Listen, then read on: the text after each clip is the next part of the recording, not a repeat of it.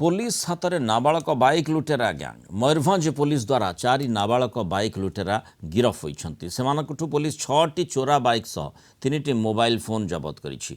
भंजपुर थाना पुलिस अभियुक्त मध्य जड़े बारिपदा सहर होता बेले अन्य 3 जन कुलियणा अंचल एमाने बारिपदा और आखपाख अंचल बाइक चोरी करी ताकू बिक्री करुथिले। भंजपुर थाना भुगुड़ाकटा अंचल प्रवीर कुमार नाथ बाइक चोरी नहीं अभियोग पर पुलिस तदंत करथिला। 26 तारिख राति एमाने बाइक चोरी करथिले। तदंत पर किछि नाबालक अल्प मूल्य बाइक बिकुथिबा पुलिस जानिबाकू पाइथिला। पर सेमानकू काबू करने सह चोरी बाइक को जबत करिछि।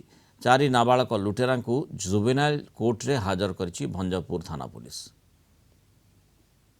टाउन रे किछि पिला से लोभनीय आकर्षण ऑफर देखुछंती आ कम दाम रे आमे गाड़ी हम पाखरे अछि परचेज हम पाखरे अछि ताको बिक्री करिया पई चाहूछु।